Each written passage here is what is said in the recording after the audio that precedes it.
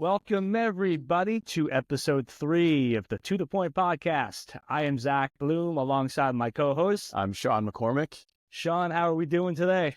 We're doing well. Don't have to worry about the Mets anymore. I know you're getting over a recent cold with the Yankees, and hopefully you're feeling a little bit better. I'm over it. Time to move on. Yeah. How was Halloween last night? I know you have, for those of you who don't know, Sean has 4 kids, so. It was good. Yep. It was really good. Let's see, my oldest was a construction worker. My son was a carrot. Interesting, he chose Carrot? a vegetable, yeah. Okay. My Zoe was Hermione from Harry Potter, and then Olivia was a cheerleader. Okay. Yeah. Good mix. Good haul of candy.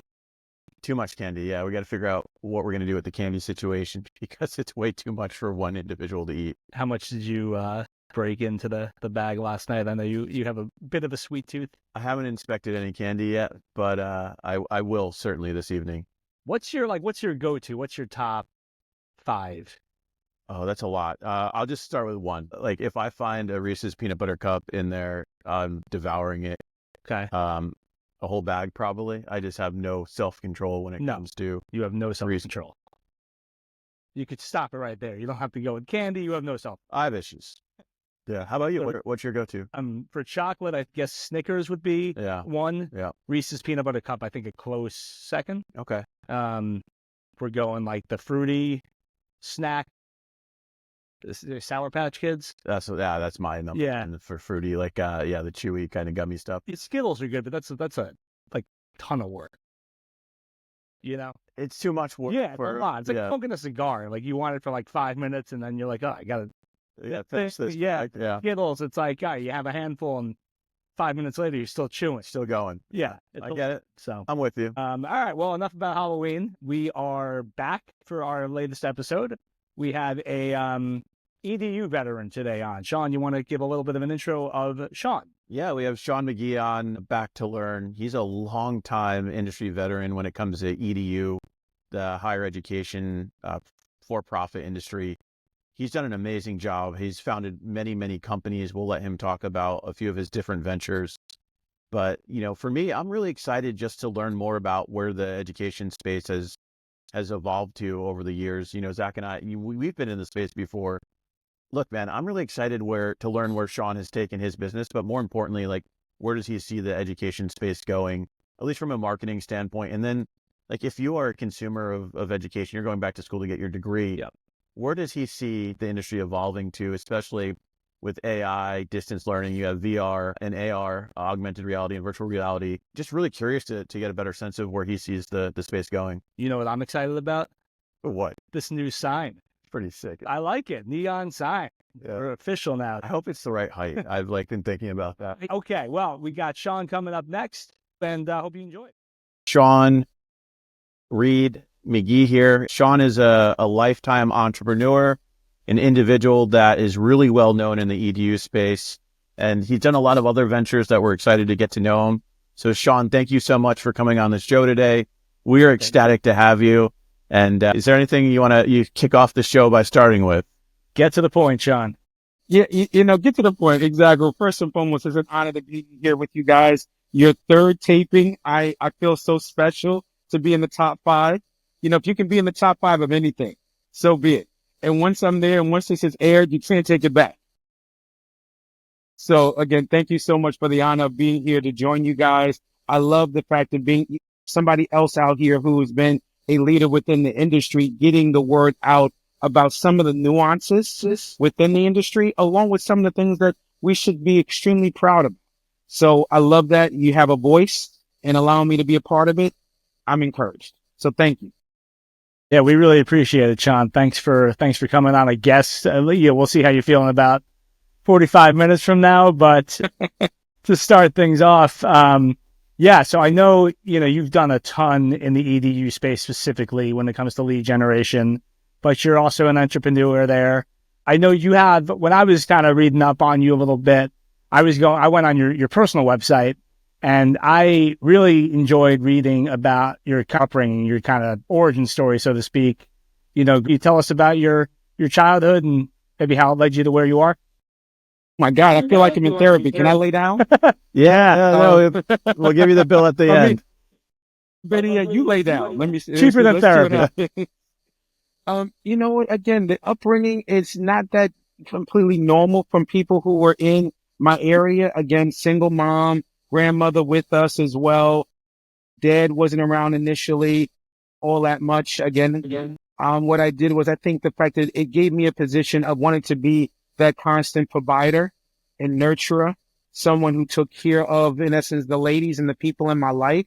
And I think that set back and has made me who I am. Again, when I think of overall, again, the hardworking jobs from age of 14 on and up, if it was cleaning floors, if it was in McDonald's, the clean as you go, learning that aspect of it, which again always sticks with me. So I'm not, even though I was one of those sports guys, I wasn't throwing all my stuff all over the dorm room. I was actually picking it up and putting it where it needed to be. Is that a good thing? I think my wife would say yes. So that's good. And being a husband of 29 years now, oh my, how did that happen? Thank you. I feel like one of those true OGs of like, I'm trying to figure out, I've done my time. Have I really been here this long? So, but no, enjoying every bit of that. And of course, the father to three young, beautiful ladies, along with now being a grandfather. And I am the G-pop. I like that. I like that a lot.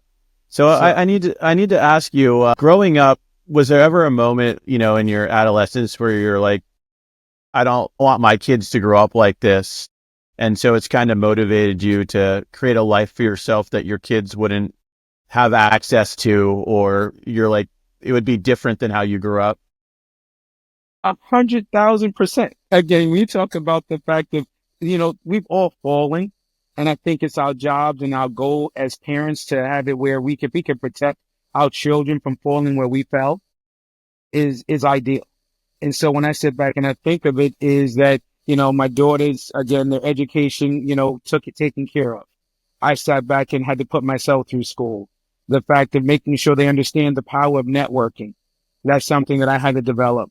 The fact of having, knowing what to do with money, with some finances once you have it.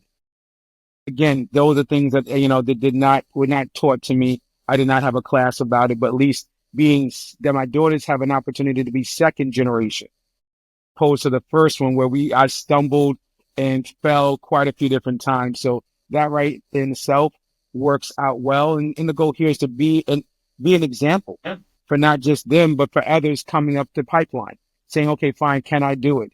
And, again, as you guys know, again, being one of the only individuals of color within our industry, it has been powerful because, again, I think ultimately I've always felt comfortable around everybody until you show me exactly that you're a bad person. I love you. You show me otherwise, then maybe not so much. And you kind of move forward. And I think if we all kind of got that, feeling and vibe, then the world would be that much better of a place. Yeah. So I'm going to ask you a question and give you a backstory. Growing up, were you ever embarrassed based on where you came from? And so for me, my parents got divorced at an early age. My mom, my sister, and I lived with my grandmother. My sister and I lived on a couch for many years. My grandfather lived in the second bedroom in the apartment. We were on free lunch. And so I never, like getting free lunch, I'd always go to the back of the line because I didn't want other kids to know when I was getting hot lunch that it was going to be free and that my parents couldn't afford the free lunch. So was there ever a moment for you where you were embarrassed, like where you came from, or you didn't want other kids to know that your life might be a little different than theirs, or was it, circumstantial? It's interesting. I think I caught it from both angles. And Sean, thank you for sharing that. What I did was I grew up in Roosevelt, which is in essence kind of like the projects of Long Island. Again, people think of Long Island, it's not the Hamptons. So growing up there, but then my mother made a decision, even though we couldn't afford it, she found a way that, I got on scholarship for a school called the Waldorf School of Garden City, one of the premier schools out there. They would come and pick me up on the little yellow bus, go take me out to Garden City. So I sat back and had the extension of two different worlds. It was like Bizarro World. Again, at home, it was, again, fine. You're kind of fighting for your life. the state was taking over the local school system every other year. And my mother found a way to convince these individuals at this high-end school to take me on. And as long as I maintained a certain great GPA, I had a full scholarship. So, but now I am spending I'm sitting all day in my class. My class was at no time was it ever bigger than 15 students. My graduating class was 7 students. So when I talk about the fact of a premier education, it was incredible.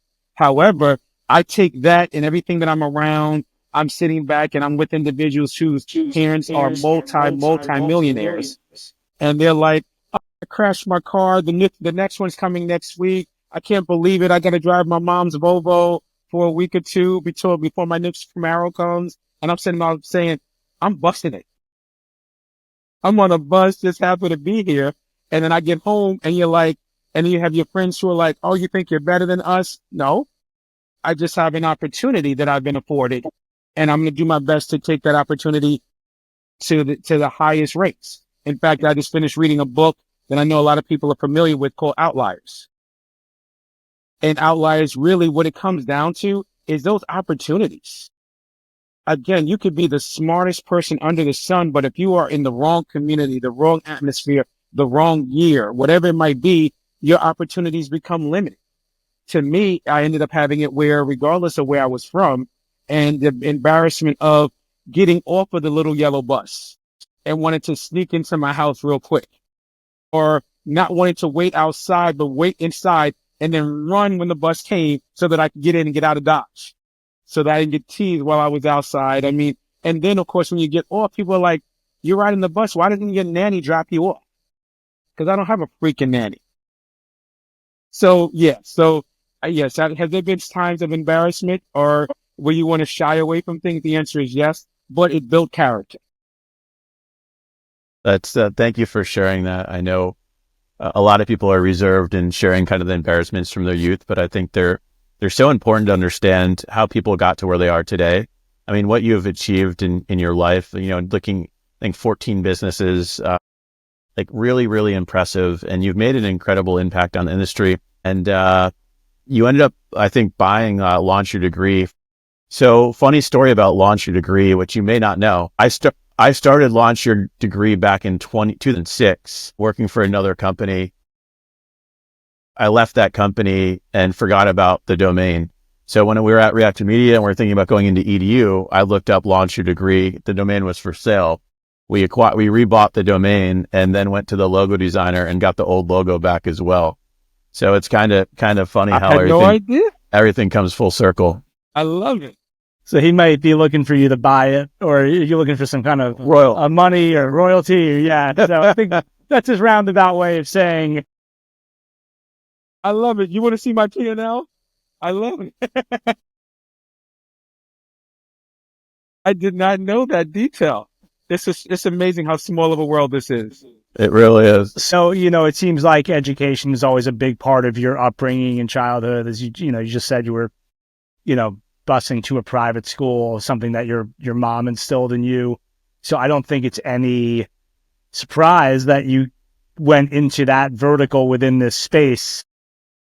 But so how did you start up in the lead generation or performance marketing industry to begin? Sure. It evolved. Right now, I was attending Wagner College in Staten Island, answered a call from the College Bound magazine network, and sat back, met with Luciano and Sarah Federholtz, still a senior in college. They decided that after the interview that they were going to hire me and took a chance. And I was the first full-time employee of the College Bound magazine / network. From that point on, we exploded each and every year. It was some tough times in the beginning, but when you sit back and you stand the test of time, and, Luciano doesn't like me talking about it too much, but I think I can do so because he's successfully sold numerous companies for tens of millions of dollars. But when I first started, again, I think the first 4 to 5 checks, and keep in mind, I was making this amount of money. Yeah. And when you get a little yellow sticky that says, please hold, on Friday. Please hold, don't cash until Tuesday. Oh, please don't hold in and cash till Thursday. And then literally you stick it out. And 2 years later, we're making more money than we know what to do with.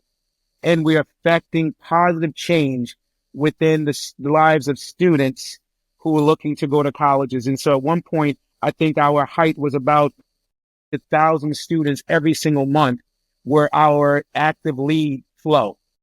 And so over the course of years, I have to say that I'm happy to have it where I don't know how many millions of students found their colleges of choice based off of my influence. I love that. That right there is a part of my dash. And so I ended up evolving. So to answer your question is that I started off in print magazines, advertising. And then of course we decided to sit back and say, well, instead of having students fill out that QR code, the QR code in the back and mailing it back, guess what? This internet thing, we think it's going to be here to stay. And so we took a shot. And that was one of the best shots that we ever took. We went from having 200 clients to 2,000 clients per se. The numbers exploded beyond belief and just the atmosphere. And of course, when it started off, you guys know it was the Wild Wild West. And now we have it where it's there's a lot more organization behind it, but it was a great start in the industry, being there from the very beginning and, seeing it evolve. I've heard stories of College Bound where the neighborhood that the company was situated in, it was like such a popular job to have that call center reps would line up like down the street and around the building to try and get a seat to come in and potentially sell prospective students. Sometimes I would look at it and say, is this real? Especially because when we first started, we went from this small little shop that was right next door to a Chinese takeout restaurant spot. It was only about, again, maybe 20 feet wide, went back maybe about 30, 40 feet. And then we had downstairs that was like a little dungeon per se, where we had our graphic artists down there, but that was the height of it. And then to explode to have over 500 reps calling on any given day was incredible. To walk around and, make sure that your school clients are being fed into and, give this one influencing. Again, of course, I absolutely loved it. That's awesome. That's awesome. And, I think you said something interesting too, is, thousands of students may have gotten an education because of what you did. And I know obviously we're all in this industry, performance marketing, digital marketing.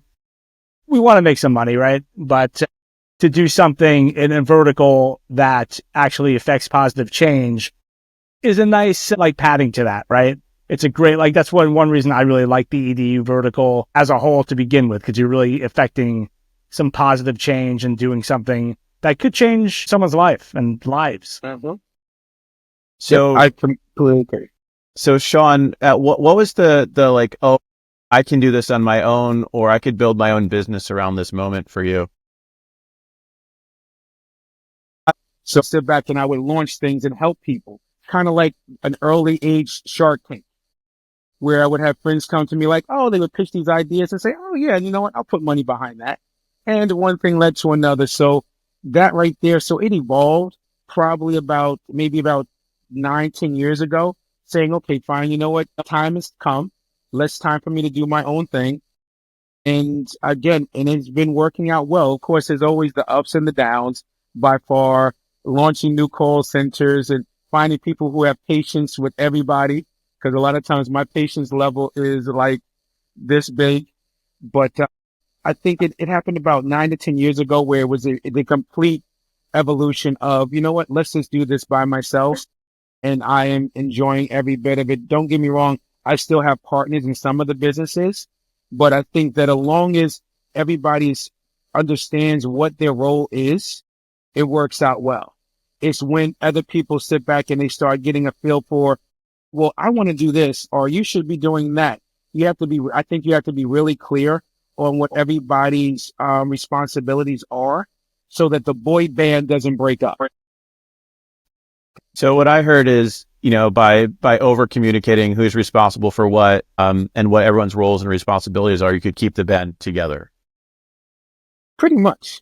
I mean, there's always going to be ego involved, But I think that, but if you're really clear and you have things in writing, it works out much better by far. So again, so that part I've enjoyed. And also because I'm doing it within the education parameters of the industry, we're doing good things.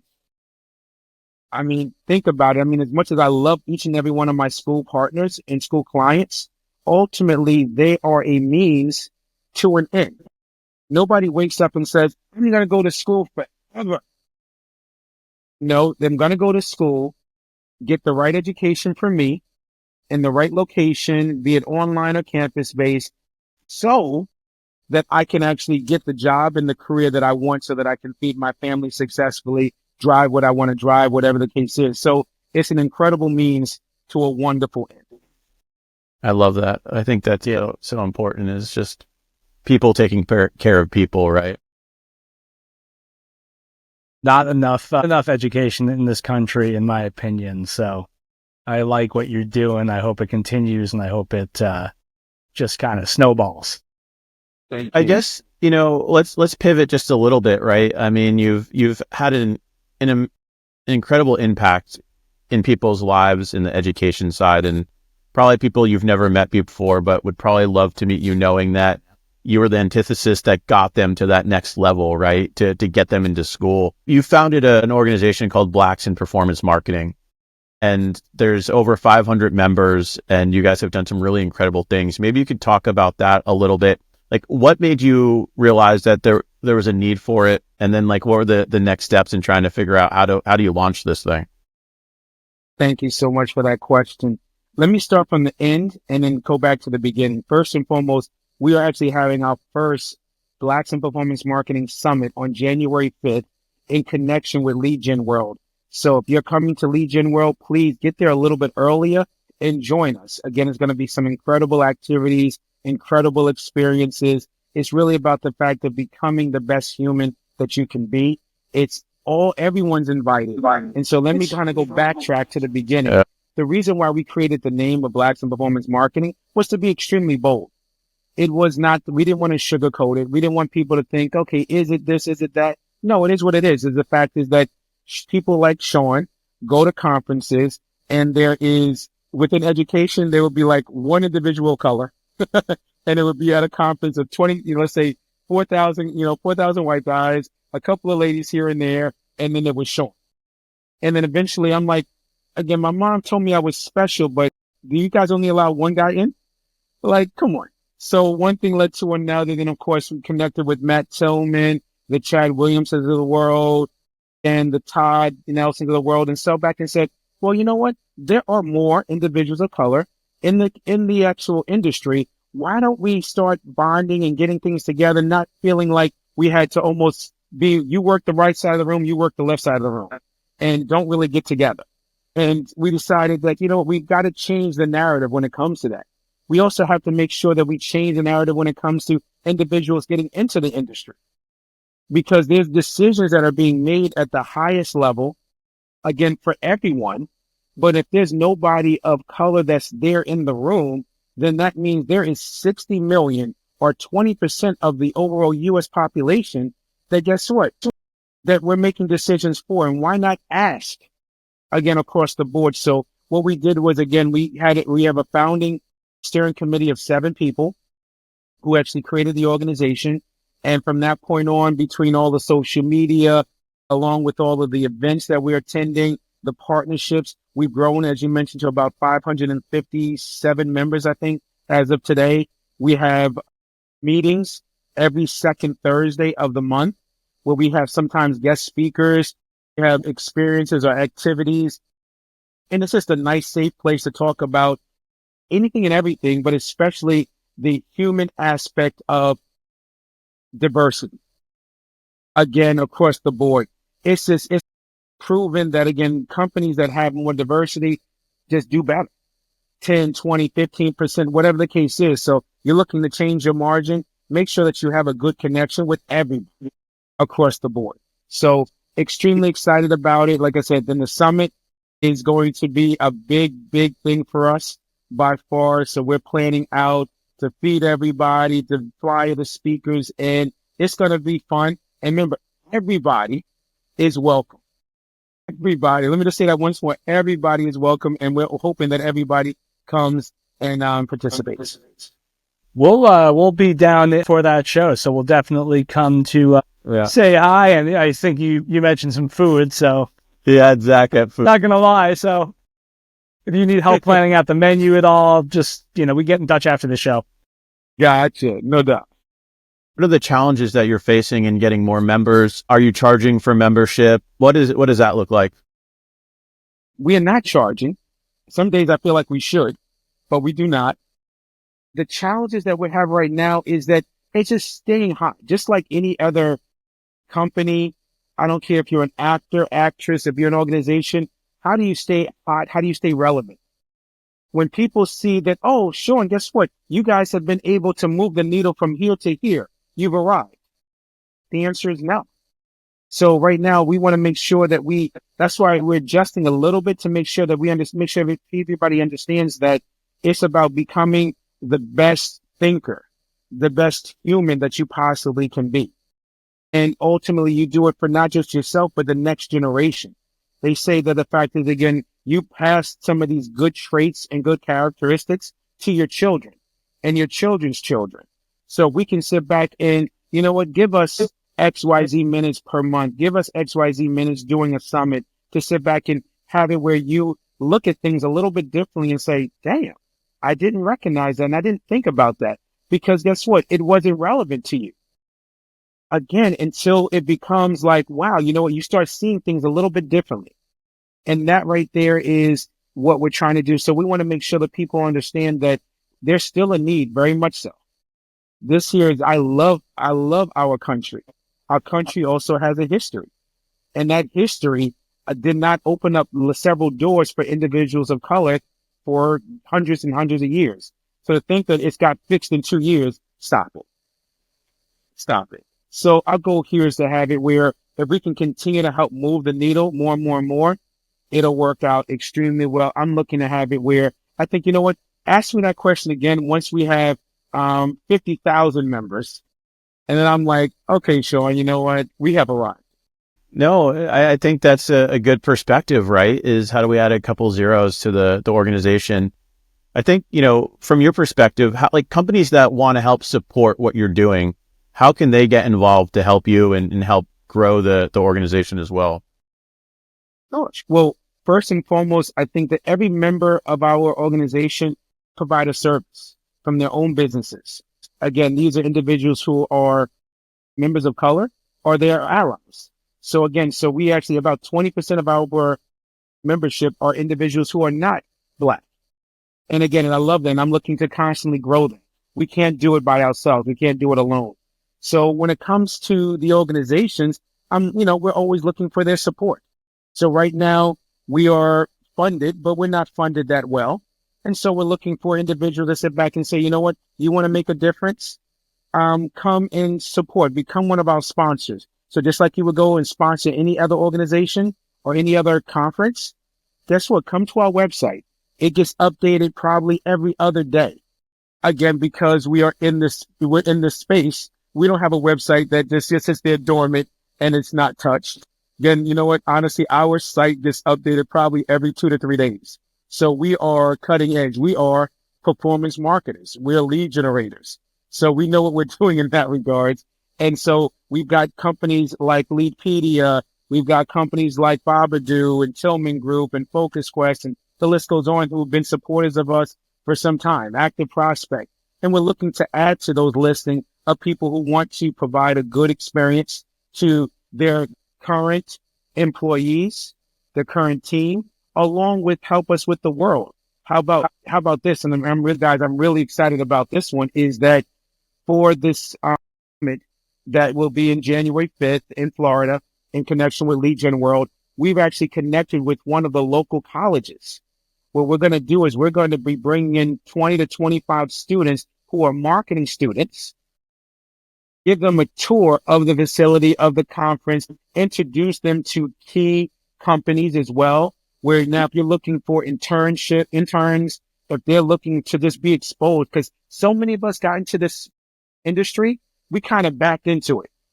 I don't know if I met anybody yet, and you guys might be different, that sat back and he graduated from college and said, I'm going to be a performance marketer. I have yet to meet that person. So if we can sit back and we can encourage these individuals who happen to be going to Florida Memorial University, again, one of the oldest HBCUs in the country, we're going to be bringing those students out here and introducing them to what we do. Again, so, and being a part of it is key. You know what? It feels good. That's great. I love that. That's outstanding. Maybe turning back to EDU for a bit, you have tons of roots in that space, have a huge business portfolio. Where, with all the changes coming up in lead generation and performance marketing, where do you see the EDU space in the next few years? I think we're going to be okay. However, there is going to be some struggle. Right now, with this new one-to-one consent, the struggle of understanding how to perform in that space is going to be challenging for some. I think based off of relationships, some will flourish. For the lack of relationships, some will no longer be with us 6 months from now. And I'm already seeing the writing on the wall with several. So right now, EDU space, again, college and universities have some of the largest databases and student bases, again, in the country. Guess what? If you want to acquire XYZ, you need some kind of formal education. Does not mean that you need a full out 4-year degree or postgraduate degree, but you need something. Again, if it's certificates. So there's always going to be reason for learning that's going to be out here, and it's going to touch on pretty much every single individual in the world. So EDU will be okay. But I think that's going to involve the fact of people changing their strategies.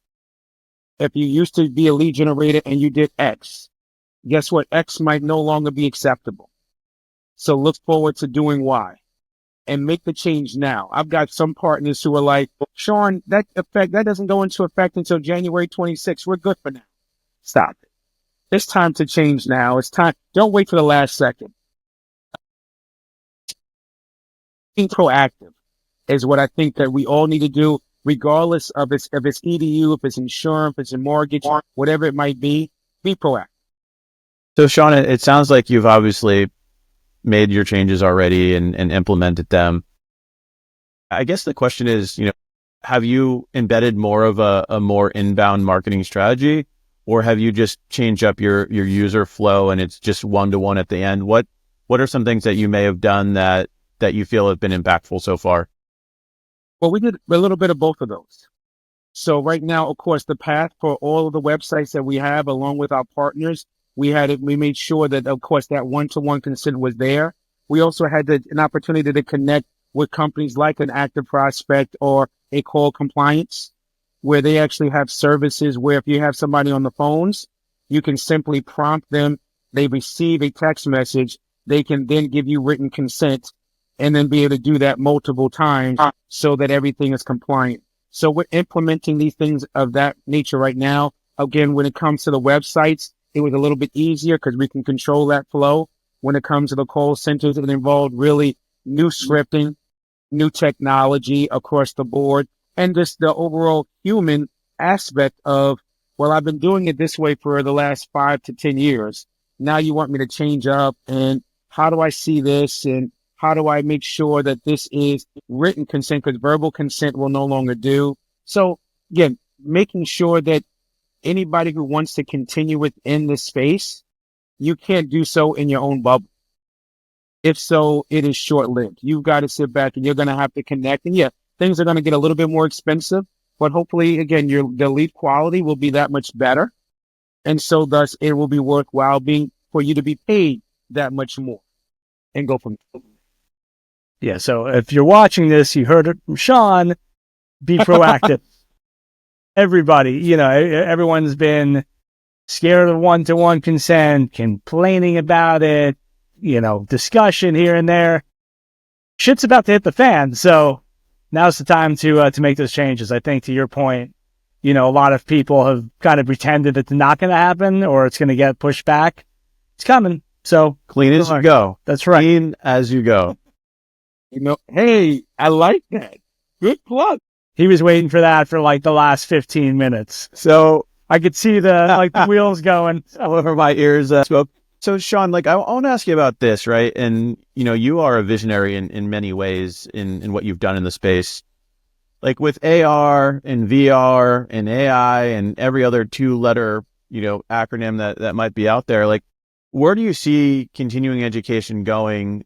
Because there's a lot of talk about, education's getting too expensive. Not everyone's going to be able to afford it.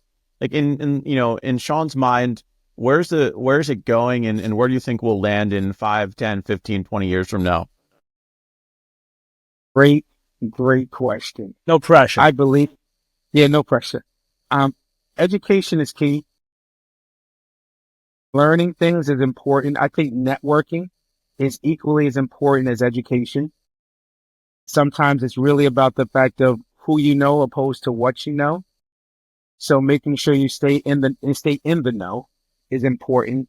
I think that certifications is going to be extremely important. We have a very short bandwidth of just staying focused on one thing.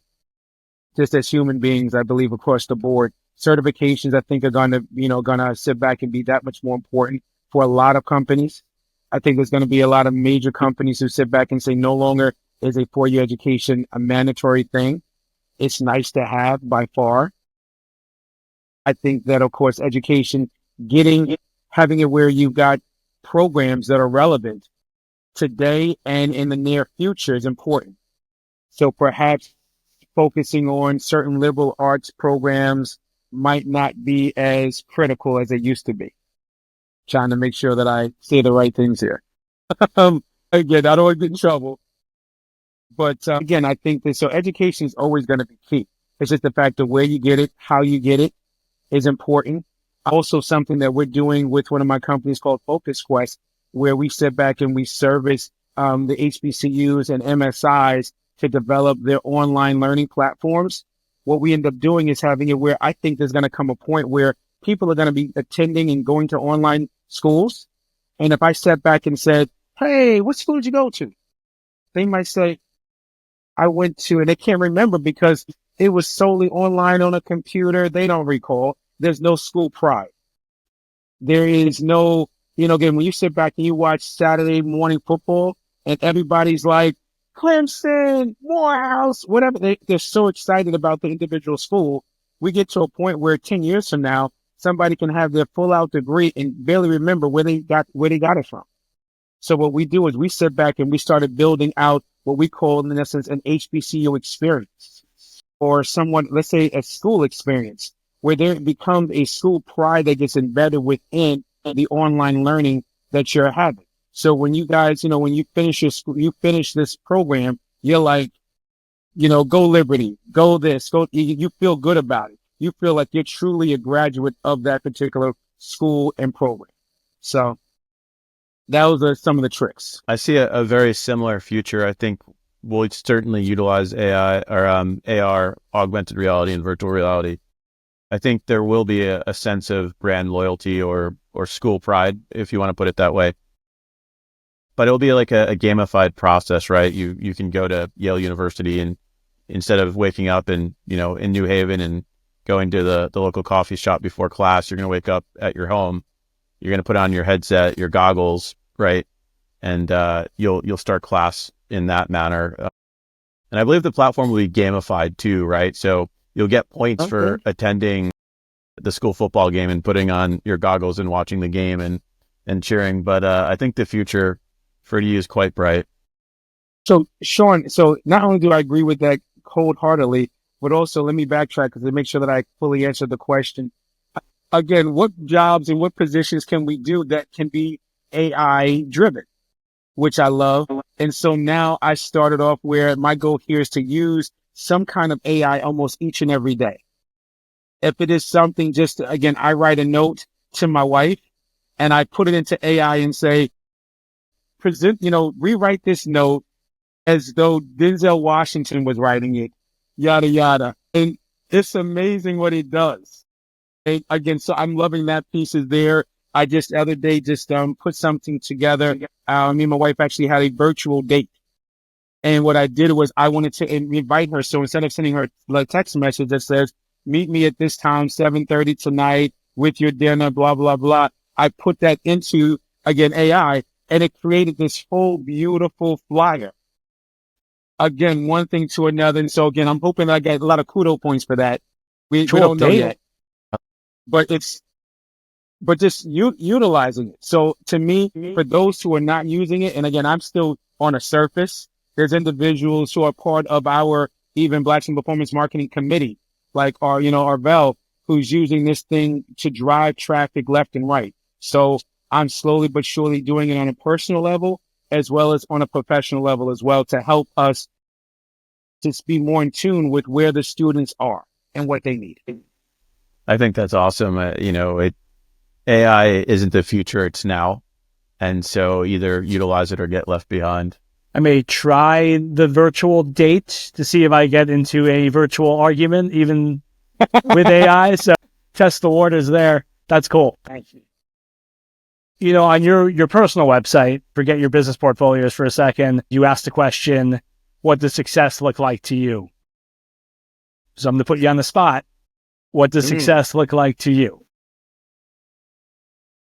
Being the change that so many of us talk about. People so often sit back and say, I wish this would happen. I wish this was occurring. My goal here is to find a way to be that change. And in doing so, I feel as though that is the thing that makes me successful. What makes us successful, what makes us rich is being able to be involved in something that's bigger than us. Being in part of a particular movement, whatever it might be.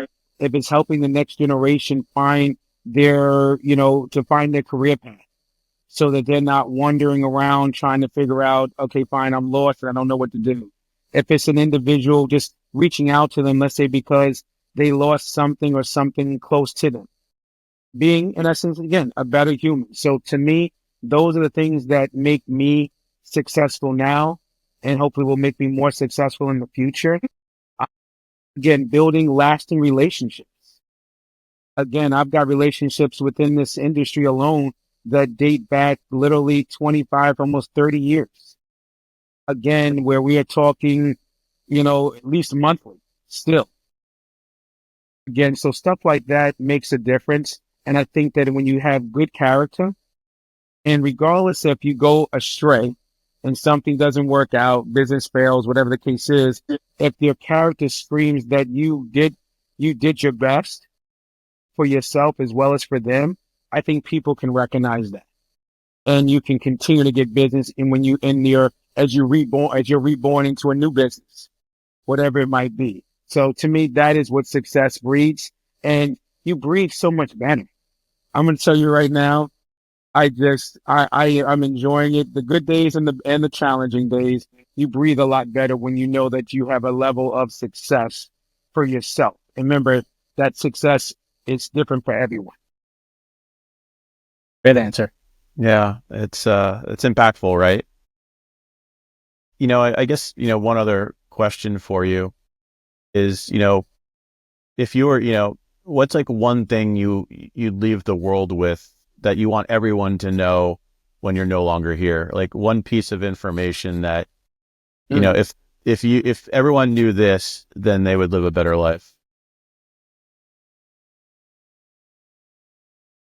I'm hoping that individuals will continuously be drawn to me, understanding what my intentions are, regardless of if we're working together or not. Like, Sean, that's that guy who, again, will try to do his best to make it happen, and he happens to love hard.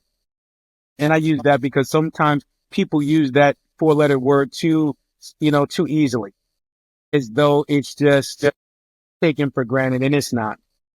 And again, and love is what love does.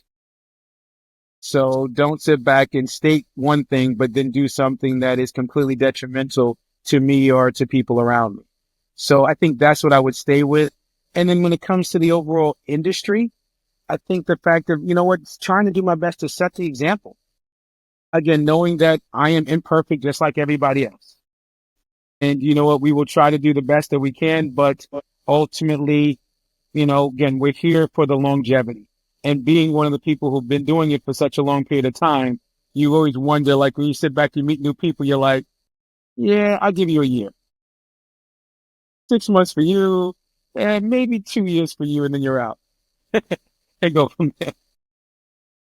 Well, so like that's interesting. So like at this phase in your career, do you rely more on your gut than you do like, I guess, like analysis from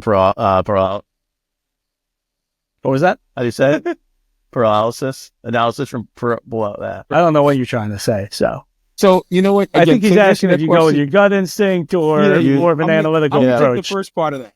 I'm gonna take the first part of that. Drinking. What's he drinking here? No, I will take it as the fact that I go with my gut. Again, sure, you know what? The facts will follow through. You don't take any particular risk that will jeopardize your overall business, but doing things that will switch and move the needle by so be it. Again, with new relationships, 100%. I'm always willing to try things out, and sometimes it works, and sometimes it doesn't. I think my team will always account for the fact of like any given day, they never know. Like I just met this person yesterday. They've got a call center. They've got this. They've got that. We're gonna try this. I just met this other person. They've got all of these influencers online. Let's start generating leads this way.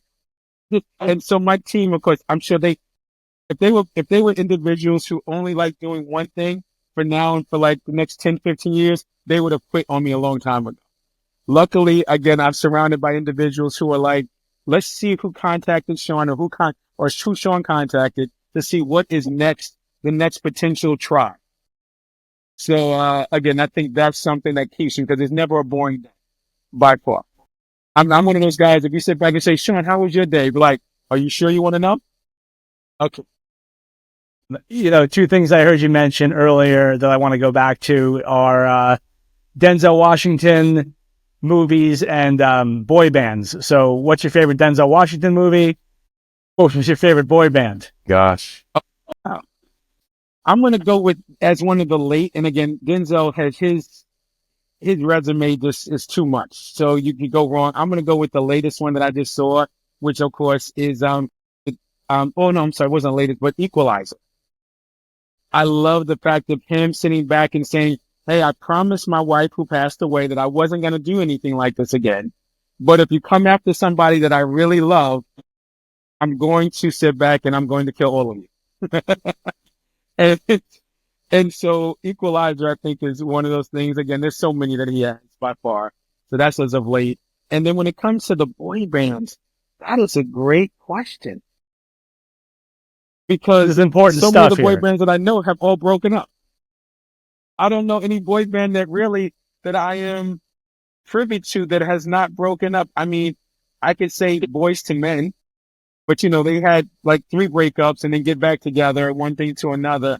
Were they like the first boy band? Like, what was the first boy band? I think like maybe New Kids. No, New Kids on the Block? New Kids or yeah, New Kids on the Block. I mean, there were so many, but most of them break up. They all do, yeah. Guys, ego. 100%. you 98 degrees for you. Yeah. I'd have 3 daughters. What's your favorite part about being a dad? And which one's your favorite one? Ooh, all 3. All 3 are my favorites. Again, I would say the Deja, Destiny, and Desiree. So all these, I decided to keep it simple for myself, me and my wife. I think that, you know, being a girl dad shows you true unconditional love. It's one thing when you have boys, again, love it by far. I've never had a boy except for my grandson, now Davis. But having girls, you want to sit back, you want to protect them from their mother. You want to protect them from everybody. And you are their first love. And so now you sit back and as a young man, we know girls or women in one way. When you sit back and you look at that little girl and you hold her in your hands, you're like, I got to protect you. I've got to nurture you. I've got to take care of you. If you get a drop of dirt on the bottom of your skirt, throw the skirt away. I'm going to get you a new one.